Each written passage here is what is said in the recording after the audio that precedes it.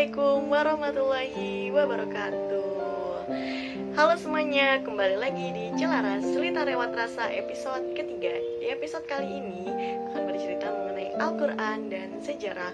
Kita sering kali mendengar banyak kisah para nabi dan para rasul ketika kita duduk di bangku sekolah dasar atau saat mengaji bersama teman-teman dan lain sebagainya gitu. Nah, jadi banyak sekali gitu kisah yang kita dengar. Tidak hanya itu, ada kisah Ashabul Kahfi, kisah umat-umat terdahulu dan lain sebagainya. Nah, apakah kita menyadari gitu bahwa kisah-kisah yang kita dengar sedikit kecil ini ada kisahnya di dalam Al-Quran gitu. Masya Allah gitu, kalau dilihat di dalam Al-Quran ini banyak sekali berisi kisah atau cerita.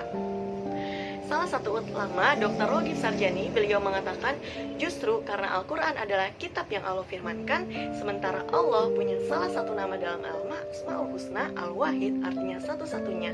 Kalau Al-Quran ini bentuknya seperti buku, berisi bab 1, bab 2, dan lain seterusnya, kemudian seperti ada poin-poin, pertama jangan berzina, kedua jangan minum khamar, artinya kitab Al-Quran ini sama dengan buku ciptaan manusia.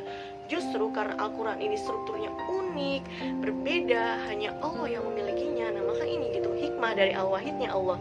Betapa Al-Quran ini memang gitu buatan Allah dan manusia tidak akan pernah bisa membuatnya. Kembali lagi ya ke konteks mengapa sejarah ini bisa menjadi konten utama gitu dalam Al-Quran. Ya tadi mungkin kita sering mendengar kisah-kisah para nabi ketika duduk di TPA, TPQ. Nah, kita dulu pasti mendengarnya dengan penuh antusias, dengan asyik gitu. Begitupun ketika kita SMP, SMA, atau bahkan ketika kita kuliah gitu. Ada yang bercerita mengenai kisah para nabi, kisah-kisah orang solih, kisah umat yang terdahulu, umat yang hancur dan lain sebagainya. Kita tertarik gitu mendengarkannya, memasang telinga untuk mendengar. Kenapa? Karena kisah adalah salah satu uslub atau gaya pengajaran tanpa menggurui. Nah, maka dari itu gitu, kisah itu mampu menyentuh hati siapapun, baik anak kecil, remaja, dewasa, bahkan orang tua gitu. Nah, semuanya suka dengan kisah dan apa yang dikandung dalam kisahnya mengajarkan kepada kita tanpa harus menggurui kita.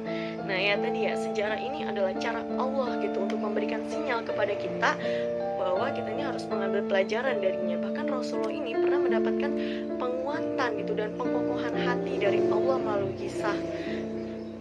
Dan Imam Al-Junaid dalam Hikayatul Qisah, jundun min junudillah yukwi bihal mu'minin wa yudhilu bihal zolimin.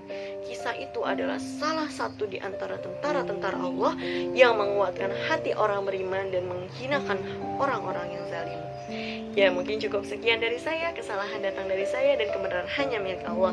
Sampai jumpa di next episode Cerita Lewat Rasa. Wassalamualaikum warahmatullahi wabarakatuh.